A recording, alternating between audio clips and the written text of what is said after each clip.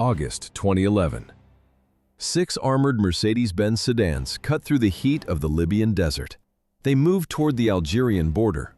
The engines hummed low and heavy. Inside, the cabin air was thick. There was no conversation, only the rhythmic vibration of reinforced steel against the sand. The most powerful women in Libya occupied the leather seats. They were no longer rulers, they were fugitives. Safia Farkash, the matriarch, sat in the center of the convoy. Beside her, Aisha Gaddafi struggled with each breath. She was 9 months pregnant. Every jolt of the suspension was a physical threat. In another car, a daughter-in-law sat in a state of shock. She had recently buried her husband and 2 children. NATO airstrikes had turned her home into a graveyard. The silence of the desert was absolute. These women were fleeing a country in flames. Somewhere behind them, in a hidden bunker or a drainage pipe, Muammar Gaddafi was still alive. He had ruled for 42 years. Now, his authority stopped at the glass of these armored windows. Within weeks, their patriarch would be executed in the dirt. The convoy reached the border. The tires crunched over the final stretch of Libyan soil. They crossed into Algeria and the gates closed. There was no turning back. 43 years before the Mercedes engines roared toward the Algerian border, there was another woman. Who was the First Lady of Libya? The world remembers the guards and the gold, but the records hide a schoolteacher named Fatiha al-Nuri. She was educated. She came from a respectable family. In 1968, she represented the traditional path for a rising officer. The marriage was an arrangement. Gaddafi later admitted they never met until the wedding day. It was a union of strangers. Contrast defines this period. One expects the wife of a dictator to occupy a palace. Fatiha lived in the shadow of a revolution she didn't choose. The timing was precise. The marriage lasted exactly 6 months. This was the same window of time Gaddafi used to finalize the coup of 1969. As he prepared to seize a nation, he discarded a wife. The relationship dissolved quietly. Fatiha returned to her previous life. She became a draft, a footnote in the biography of a tyrant. She left behind one legacy, a son named Muhammad. History erased her face. No photographs of Fatiha al-Nuri remain in public circulation. The legacy of Fatiha al-Nuri lived on through her only son, Muhammad. He existed in a permanent shadow. He did not seek the front line. He did not command the Revolutionary Guard. Instead, Muhammad chaired the Libyan Olympic Committee and managed the nation's telecommunications. While his half-brothers wore camouflage and carried rifles, Muhammad wore tailored suits.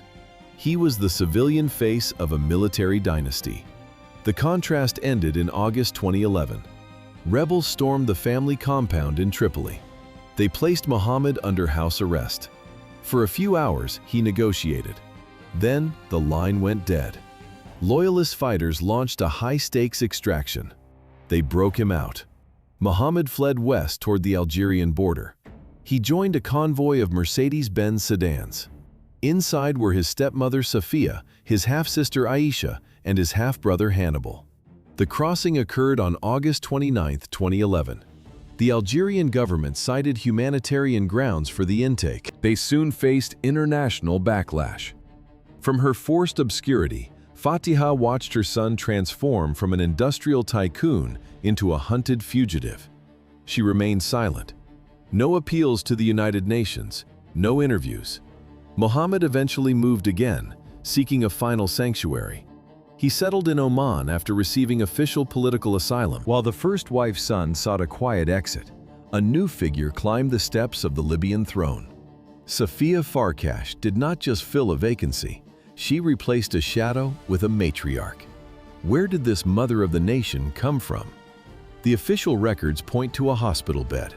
In 1969, a young military officer arrived at a clinic with appendicitis. His name was Muammar Gaddafi. His nurse was Safia.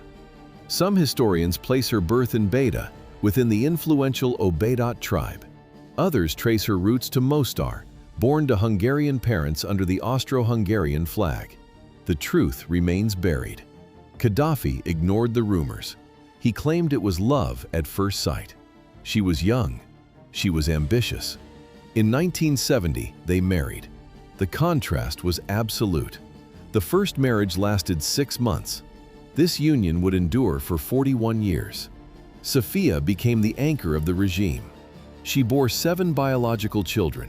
She managed a sprawling, chaotic household. She navigated tribal bloodlines and palace coups with silent precision. She watched her husband transform from a revolutionary into a king. She stayed through the purges and the parades. She remained by his side until the final shots in October 2011. 41. The former nurse transformed the Bab al-Azizia military base into an impenetrable family estate. Safia Farkash did not just live in the capital. She occupied a city within a city. The complex spanned 6 square kilometers. This was the size of a small European district. Behind the reinforced concrete, the desert heat vanished.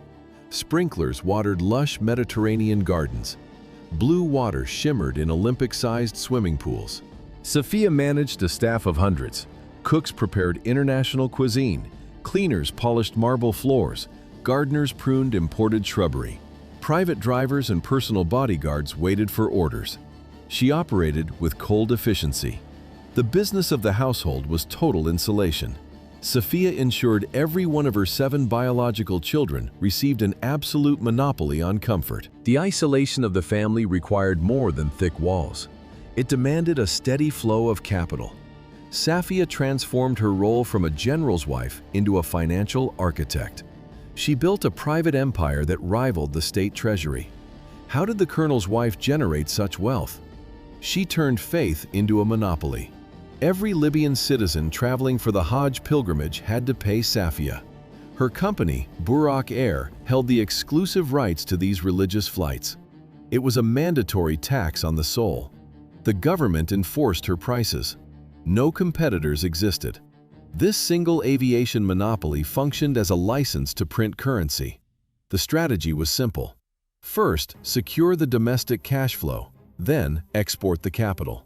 According to financial reports, the Libyan state budget often mirrored the family's private spending. Safia's portfolio expanded across borders. She acquired prime real estate in London and Paris. She opened accounts in Swiss banks. Her collection grew to include luxury cars, rare artwork, and custom jewelry.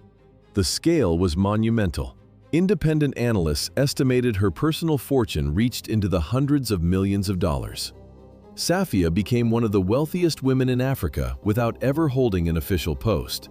While ordinary Libyans faced stagnant wages, she shopped in private boutiques. Staff cleared the stores before her arrival. She moved through Tripoli in armored convoys. The contrast was absolute. Beyond the gates, the population watched in silence. Millions of dollars provided no shield against the NATO missiles that arrived in April 2011. The Arab Spring had already transformed Libya into a battlefield. Safia watched from the center of the storm. On April 30th, the first strike hit a villa in the Gargour neighborhood of Tripoli. Dust and concrete shards filled the air where a family home once stood. The target was Safia's son, Saif al-Arab. He was 29 years old. Unlike his brothers, he held no government post and avoided the spotlight. The explosion killed him instantly. 3 of Safia's grandchildren died in the same room. NATO officials later categorized the site as military infrastructure. Did the regime acknowledge the civilian cost? Gaddafi spoke only of martyrdom and revenge. Safia buried her son and 3 grandchildren in silence. The second blow landed less than 3 months later. On July 26th, another airstrike targeted the family compound. The missile killed Ahmed al-Gaddafi al-Qasi. He was a military colonel, a cousin to the leader, and the husband of Safia's only daughter, Aisha. Another grandchild perished in the blast. Aisha survived the bombing while pregnant with her 4th child. By August, rebel forces reached the outskirts of the capital. The fortress in Tripoli had become a tomb. Safia gathered the surviving members of her inner circle and gave the order to flee the city. The Tripoli fortress had ceased to be a sanctuary. Safia Farkash did not wait for the gates of Bab al-Azizia to splinter under the rebel advance. She chose the desert over the bunker. Her convoy consisted of armored Mercedes sedans, packed with those who remained, her daughter Aisha, her sons Muhammad and Hannibal, and a group of grandchildren. The loading began in the pre-dawn darkness of August 29, 2011. Shadows moved quickly between the vehicles. There was no ceremony. The desert wind carried the smell of dust and exhaust as the engine started. They drove west. The convoy reached Ghadames, a remote outpost in southwestern Libya. Sophia crossed the border not as a visiting dignitary, but as a supplicant. The Algerian government initially denied their arrival. Evidence forced a confession. According to official reports, the family requested asylum on humanitarian grounds. The urgency was biological. Aisha was in labor. Did the transition of power wait for the birth of a child? It did not. The National Transitional Council in Tripoli reacted with fury. They labeled the asylum an act of aggression against the Libyan people. They demanded immediate extradition to face trial. The contrast was absolute. The new Libyan authorities saw criminals. The Algerian state saw a pregnant woman and a fleeing mother. Algeria refused to hand them over. The Algerian state provided a sanctuary that functioned as a cage. The villa in the suburb of Staweli became a mirror of the Bab al-Azizia compound. It was a golden prison. Aisha entered the city of Janet on August 30th. She gave birth to a daughter in the heat of the desert. The girl received two names, Sophia after her grandmother and Janet after her place of birth. A newborn hostage. The child lay in a house under de facto arrest. Armed guards patrolled the perimeter. Officially, they provided protection. Effectively, they ensured no one left. Did the family maintain contact with the outside world? They did not. The Algerian government severed the lines. They monitored every phone call. They restricted internet access. Officials feared Sophia would coordinate with Gaddafi loyalists or fuel the insurgency in Libya. Inside, the atmosphere was clinical and heavy. Aisha recovered from labor while mourning her husband. Sophia attempted to manage a traumatized dynasty. Muhammad and Hannibal, men who once commanded the state, possessed no authority within these walls. The grandchildren cried for fathers who were already dead. Theory diverged from reality regarding their wealth. Sophia held a personal fortune, yet international sanctions froze every cent. They could not move funds. They could not access a single bank account. The former ruling family reached a state of total financial dependence on the Algerian government. October 20th, 2011. News of the fall of Sirte reached the villa in Staweli. Sophia sat in total isolation. Her husband had been hiding in his hometown, planning a final move. Communication was impossible. Libya was closed. The screen of a television or the voice of a radio broke the silence. Rebels in Sirte had captured Muammar Gaddafi. They dragged him through the streets. They beat him. They killed him. His son Muammar died beside him. The images followed. A commercial meat locker in Misrata became a macabre gallery. For 4 days, the victors exhibited the bodies in a refrigerated room meant for supermarket supplies. This violated every Islamic burial tradition. The smell of cold steel and decay filled the air before they moved the remains to a secret location in the Libyan desert. Sophia had lost 3 sons and her husband in 6 months. Saif al-Arab, Khamis, Muammar, all dead. Multiple grandchildren were gone. Her daughter was a widow. Her remaining sons were scattered in prisons or hiding in the dunes. The family structure had suffered a total collapse. She remained trapped behind the villa walls, unable to touch the soil of her husband's grave. Sophia turned to the only weapon left to a prisoner. She began writing letters to the United Nations. In October 2013, she officially demanded the return of the bodies for a proper funeral. In 2011, NATO bombs would shred her world, leaving her husband and children dead. But in 2006, the Western press saw only an icon. They called her the Claudia Schiffer of North Africa. Aisha Gaddafi was born on December 25, 1976. She was the only biological daughter. Muammar Gaddafi did not just love her, he doted on her. She was the face of the regime's modern aspirations. She studied law at the Sorbonne in Paris. She returned to Libya to join the military. She reached the rank of lieutenant colonel. Behind the dyed blonde hair and designer clothes was a political weapon. Did she limit herself to charity? No. She joined the legal defense team for Saddam Hussein during his trial in Iraq. The United Nations appointed her a goodwill ambassador. She possessed everything: wealth, education, absolute status. In 2006, she married Ahmed al-Gaddafi al-Qasi. He was a cousin and a military colonel. The ceremony took place in Tripoli. International dignitaries filled the hall. The wedding cost millions of dollars.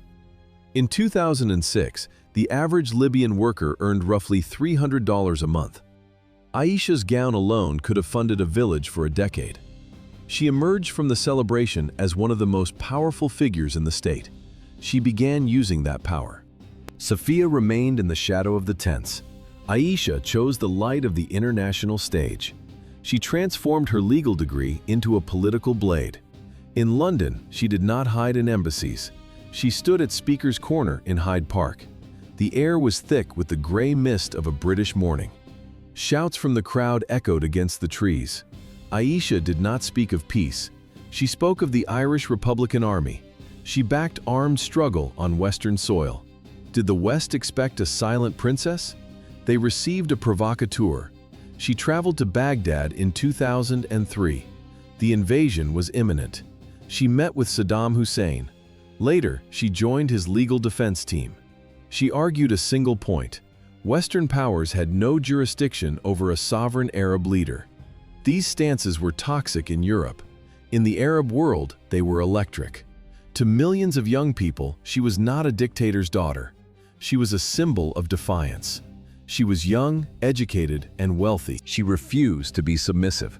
She defended her father with the same ferocity. Even when the world called his actions indefensible, she stayed loyal. Her public image was a shield for the clan. By 2011, that shield became a weapon of propaganda. Aisha became the most recognizable face of the regime's resistance. The transformation from diplomat to propagandist happened in days. February 2011. Aisha Gaddafi stood before the cameras. She did not call for dialogue. She denounced the protesters as traitors and foreign agents. The setting was deliberate: the Bab al-Azizia compound. The date marked the 25th anniversary of the 1986 American airstrike. That raid allegedly killed her adopted sister. How quickly does a fashion icon become a war criminal? The United Nations and the European Union drafted their blacklists just weeks after the first protests. Aisha compared NATO jets to the Italian colonizers of the past.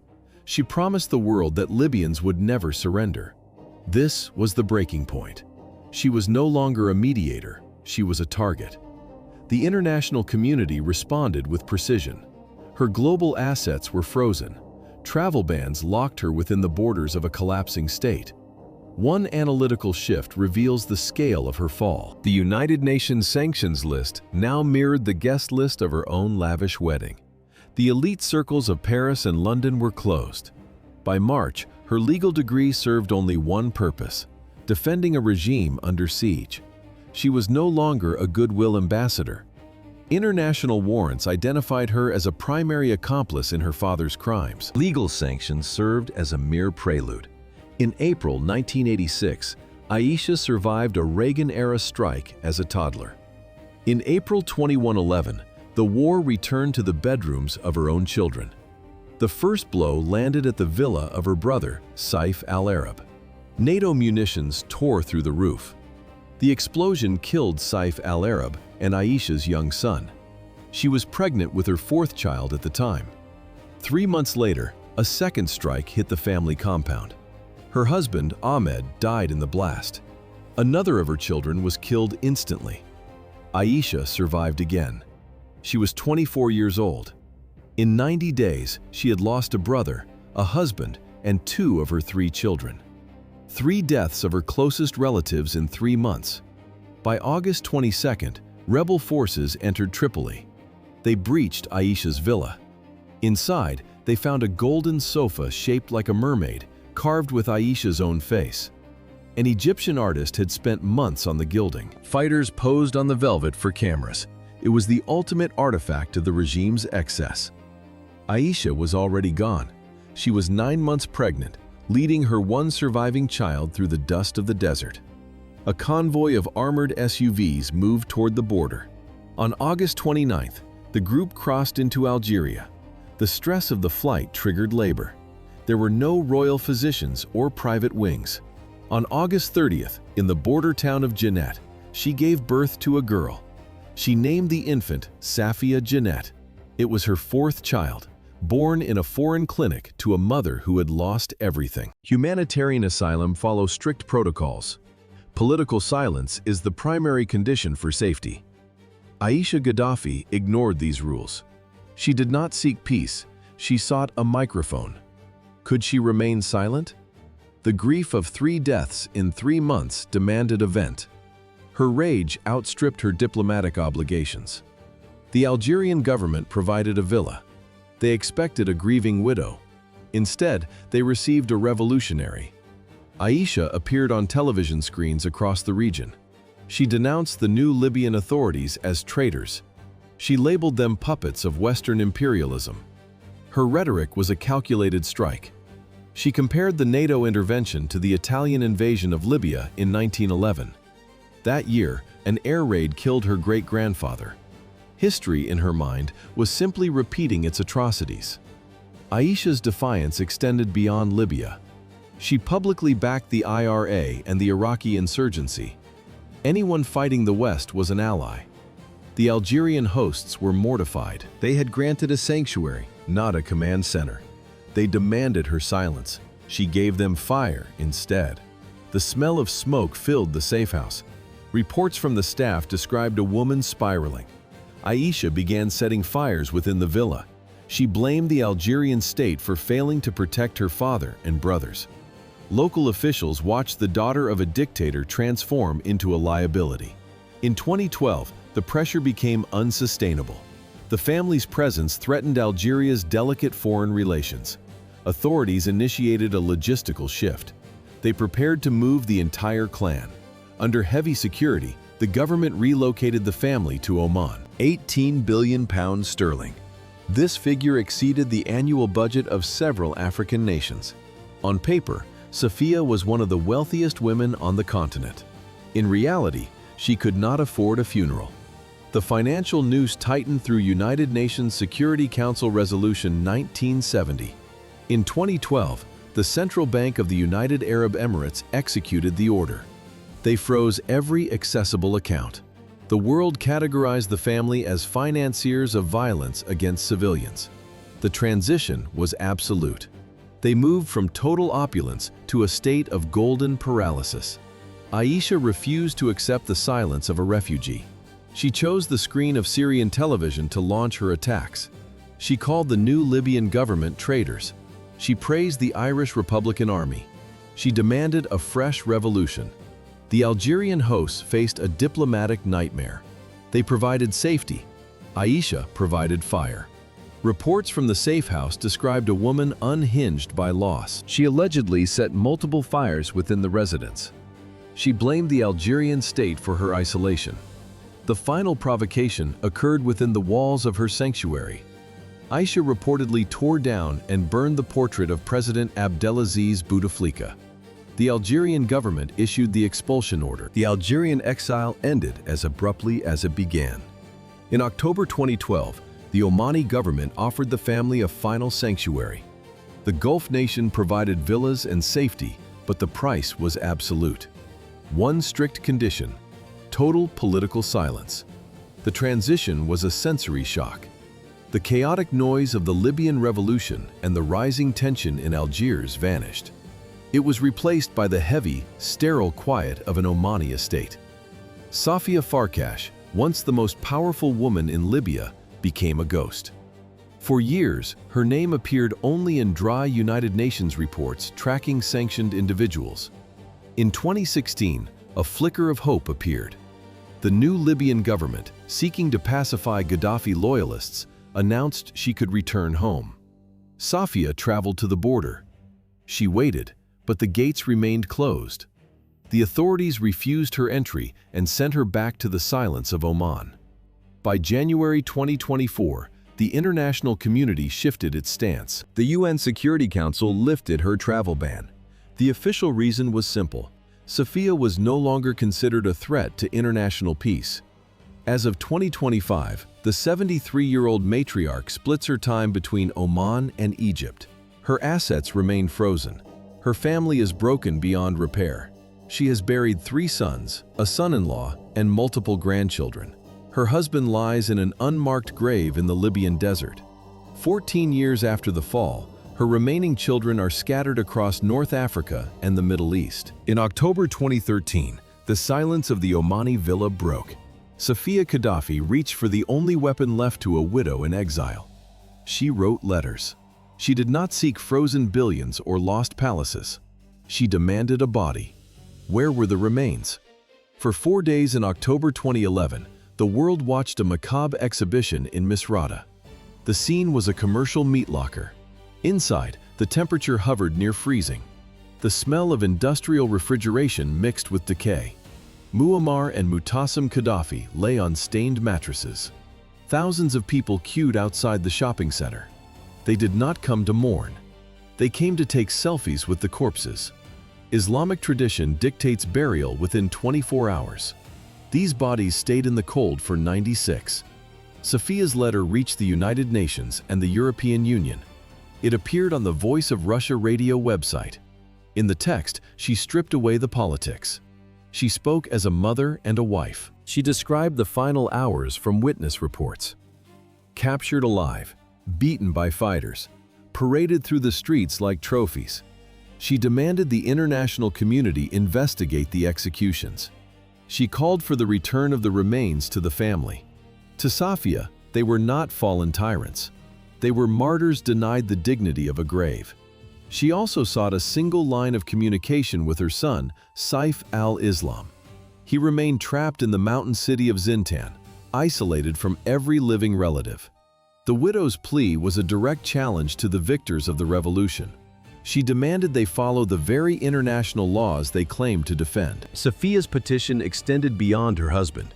She sought the truth regarding her sons, Saif al-Arab and Tobal.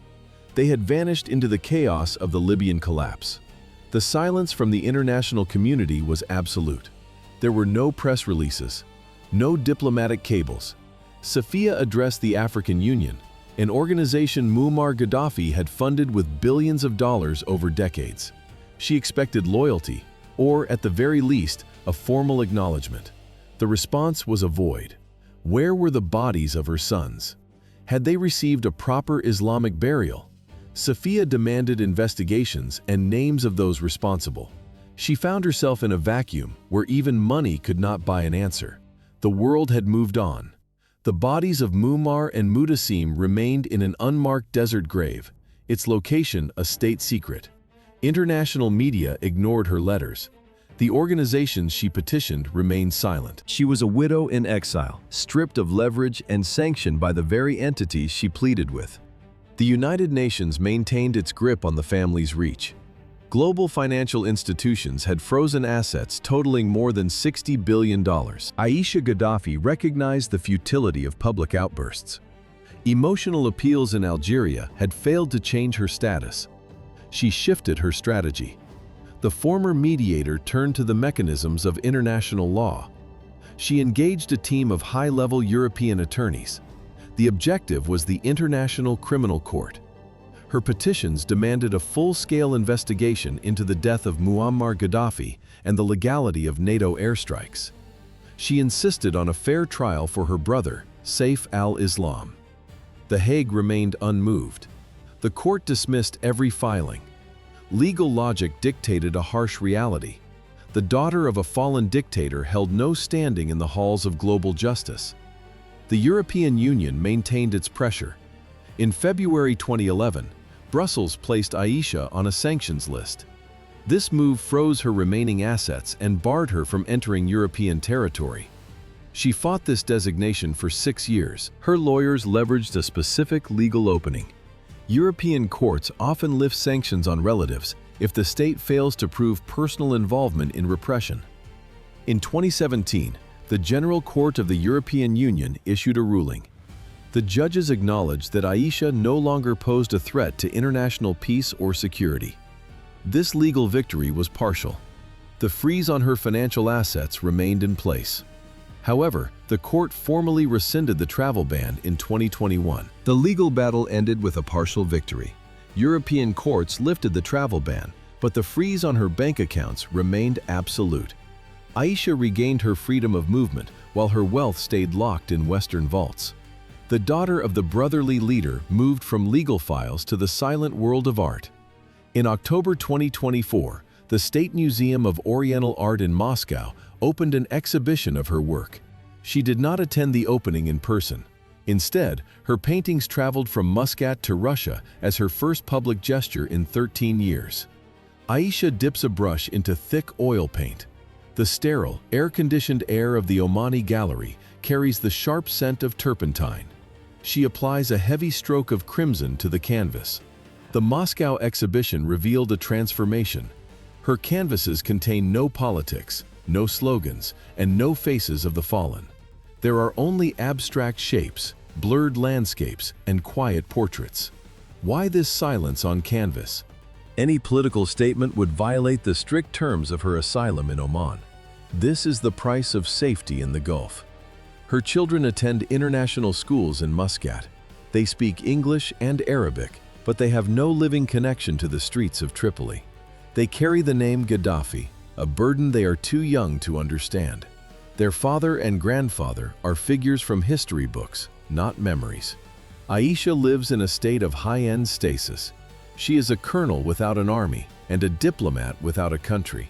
She is 48 years old and remains a refugee on a state pension. In the span of 6 months, the world collapsed. Aisha lost her husband, 2 of her 4 children, 3 brothers, and her father. The violence of 2011 spared no one in the inner circle. She fled across the border into Algeria, where she gave birth to a daughter in a desert clinic. Survival was the only objective. What is the cost of a life in exile? The price is the total surrender of ambition and voice. Aisha once held the rank of lieutenant colonel in the Libyan military. She served as a United Nations Goodwill Ambassador. In 2011, the UN revoked her status. The international community erased her credentials overnight. Now, at 48 years old, the contrast is absolute. A former diplomat and military officer now exists as a sanctioned refugee. The Sultanate of Oman provides physical safety. It is a golden cage built on a foundation of silence. Security is guaranteed only if she remains invisible. She cannot return to Libya without facing immediate arrest. She cannot touch her frozen bank accounts. The political activism that defined her youth is gone. Instead, she paints. The woman who once joined the legal defense team for Saddam Hussein now spends her days in a quiet Gulf studio. She attempts to provide normalcy for her surviving children in a country that is not their own. It is a state of permanent suspension. She is 48 years old and remains a refugee on a state pension. While Aisha remains in forced silence, criminals turn her name into a weapon. The Gaddafi legacy has become a digital trap. Scammers operate in the shadow of a fallen regime. In 2021, a wave of fraudulent emails hit global inboxes. The senders claimed to be the daughter of the colonel. The message followed a familiar script. It requested urgent help to move $27 million. They promised massive returns for small favors. The reality was a stark contrast. The real Aisha lacked the means to move a single cent. She lived under strict supervision in Oman, surviving on a state pension. Her assets remained under lock and key in Western banks. The name meant power to the scammers. To her, it was a golden cage. In 2023, the United Nations modified the restrictions. They removed Aisha from the travel ban list. This change allowed her to cross borders legally for the first time in a decade. However, the core of the sanctions remained untouched. The global asset freeze continues to paralyze her wealth. She has not seen Libya since August 2011. The desert sands of her homeland are a memory 13 years old. Her surviving children have grown into teenagers in exile. They know their country only through stories and screens. Aisha Gaddafi is now 48. August 2011. The family split into those who could run and those who remained to fight. While Aisha found the silence of Oman, her brother Khamis faced a nameless grave. He was the regime's iron fist. Khamis commanded the 32nd Brigade. This was the elite, the loyal, the brutal. In cities like Zliten, his forces did not negotiate. They crushed dissent with overwhelming fire. The International Criminal Court watched. They prepared a warrant for crimes against humanity. The end came on August 29, 2011. The timing was precise. As his mother and sister crossed the border to Algeria, Khamis stayed behind. He was 28 years old. The roar of a NATO airstrike drowned out the sound of the engagement. Metal twisted. The strike hit near Tripoli. It neutralized the regime's primary military pillar. Loyalists claim he survived. They speak of hiding and shadows, but there was no funeral, no formal identification, only the scorched remains of the 32nd Brigade. Khamis Gaddafi simply ceased to exist. Saadi, the third son, sought his glory on the grass of Italian stadiums rather than the sands of a battlefield. He envisioned himself as a professional athlete. Reality was less kind. The Libyan state invested millions into Italian clubs to secure his seat on the bench. He signed with Perugia. Later, he moved to Udinese and Sampdoria. In 2007, a doping scandal involving nandrolone effectively ended his ambitions. His total professional playtime across his entire career amounted to less than 30 minutes. Each minute of his presence on the field cost the Libyan treasury millions in redirected investments. The stadium lights faded into the glare of a prison cell. A camera captured Saadi in a blue jumpsuit, his head shaved, sitting in a Tripoli prison. He faced charges for the 2005 murder of football coach Bashir al-Rayani. Heavy steel doors slammed shut, replacing the roar of the crowd. In 2018, a court acquitted him of the murder. 3 years later, in September 2021, the transitional government signed his release papers. He did not stay to witness the aftermath of his father's fall. Saadi boarded a private jet and flew to Istanbul. Saadi was a failed athlete. Hannibal was a diplomatic catastrophe. The fifth son of the Libyan leader operated on a single principle: total immunity. He did not seek glory on the football pitch. He sought confrontation in the capitals of Europe. His record of violence began long before the Arab Spring. In 2001, he assaulted police officers in Italy. 3 years later, French authorities arrested him for drunk driving in Paris. In 2005, another arrest followed in the French capital. The charge was the assault of his girlfriend. The defining moment occurred in July 2008. Hannibal and his wife, Lebanese model Aline Scaff, stayed at the President Wilson Hotel in Geneva. Swiss police entered the luxury suite. They arrested the couple for the physical abuse of 2 domestic employees. The arrest of a Gaddafi was an unprecedented act. Tripoli reacted with immediate asymmetric force. Libya suspended oil deliveries to Switzerland. The regime arrested 2 Swiss businessmen on trumped-up charges. Then came the financial blow. Libya withdrew $5 billion from Swiss banks. This retaliatory strike collapsed bilateral relations. It was a demonstration of the regime's global reach and its personal vindictiveness. One night in a Geneva hotel cost the Swiss economy billions in liquidity. In 2008, Hannibal Gaddafi's arrogance paralyzed the Swiss economy. 7 years later, the same sense of immunity led him into a trap. While his family sought refuge in Algeria, Hannibal attempted to enter Lebanon to reunite with his wife, Aline Scaff. He expected the usual luxury. He found a cell. The arrest occurred in 2015. Why did authorities seize a man who was only 2 years old when the crime took place? This was the price of his surname.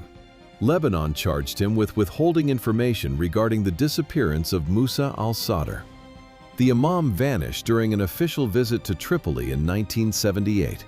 For the Shia community, he is a saint. For the Lebanese state, Hannibal was a living ransom for an ancient debt. The conditions were stark. Moisture dripped from the walls of the Beirut detention center. Hannibal traded Mediterranean villas for a decade of pre-trial limbo. No formal trial occurred, no conviction followed. He simply existed in the silence of Lebanese bureaucracy. Human rights organizations condemned the detention. They cited the lack of due process. Yet the political weight of the Sutter case outweighed international law. Hannibal was no longer a person. He was a piece of leverage held against a dead regime. The stalemate broke in January 2025. A Lebanese court issued a ruling after 10 years of stagnation. They set the price of his temporary freedom. His family paid a bail of $11 million.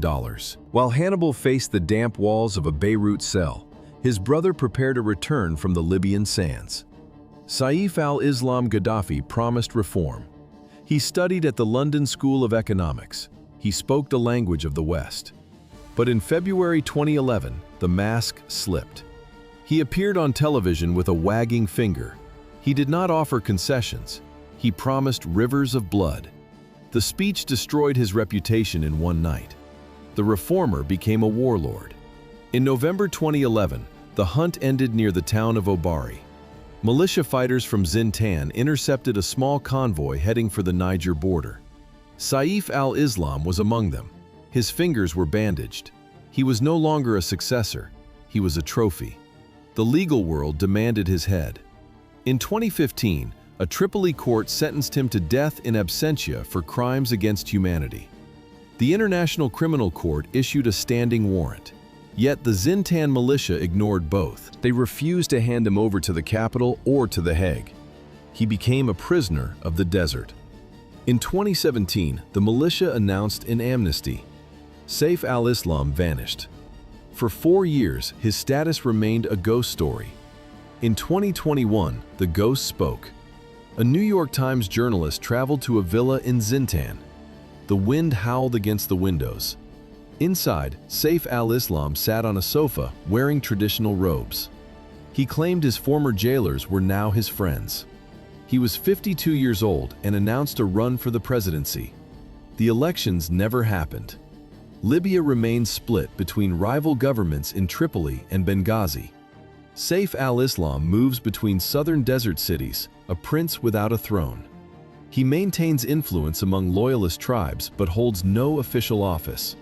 He remains a fugitive under a death sentence that the state has never revoked. Saif al-Islam remains the final son on Libyan soil. The rest of the dynasty exists only as a map of displacement. 14 years have passed since the fall of the regime. The family tree is no longer a structure of power. It is a list of coordinates. The geography of the collapse spans the Middle East. Safiya Farkash, the former queen, moves between Oman and Egypt. She cannot return to Tripoli. She cannot touch her frozen billions. Her daughter, Aisha, lives in Oman in total silence.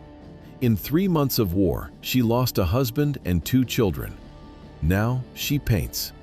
Mohammed, the eldest, stays in the same country. He has become a ghost.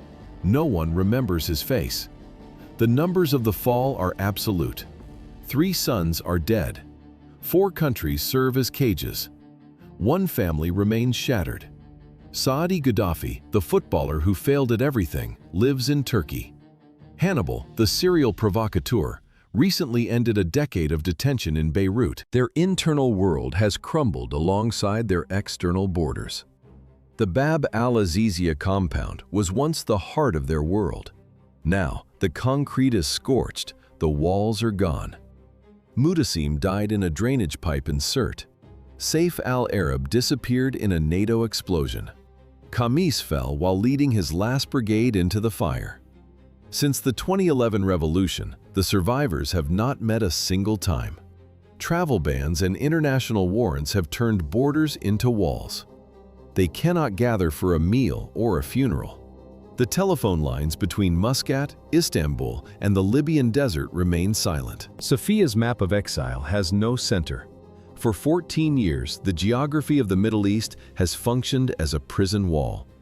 Borders in Oman, Turkey, and Lebanon do not just separate states, they segment a family. Safiya cannot embrace her surviving sons at the same time. This is the biological tax on fallen power. When Libyan authorities released Saadi from prison in 2021, his mother remained in Oman. She could not fly to Tripoli. When Hannibal spent nearly a decade in a Lebanese jail without trial, she could not visit his cell. When Saif al-Islam emerged from captivity to begin a political campaign, she could not offer counsel in person. 14 years of physical absence. A generation of grandchildren has grown up knowing their cousins only through a smartphone screen. The pixels of a video call have replaced the physical reality of the Bab al-Azizia compound. There, the clan once gathered for elaborate dinners. Now, the table is empty. Sanctions and international warrants have turned family reunions into a legal impossibility. Sophia watches her descendants age in digital windows. She attempts to maintain the structure of a dynasty through a series of fragmented virtual calls. Isolation became a sentence, more absolute than the loss of palaces. For the remnants of the Gaddafi clan, the psychological walls prove thicker than any prison. They exist in a state of permanent fragmentation. Every birthday and every anniversary passes in silence. The family communicates through monitored lines. Digital screens replace physical presence. They cannot break bread or grieve in the same room. According to logistical reports, the family remains scattered across Oman, Turkey, and Lebanon. Where is the leader of the Jamahiriya? Muammar Gaddafi lies in an unmarked grave. The Libyan desert swallowed the secret. His son Mutassim lies beside him in the same nameless sand. The authorities refuse to disclose the coordinates. They fear the site would become a shrine for loyalists. Sophia requested the return of the bodies. The new government ignored her. This denial serves as the final existential blow. Two women, Fatiha and Sophia, embody the two strategies of survival. Fatiha chose obscurity. She exited the narrative early and found a quiet peace. Sophia remained at the center of the storm. She lost her status, her sons, and her right to a grave. The regime devoured its own.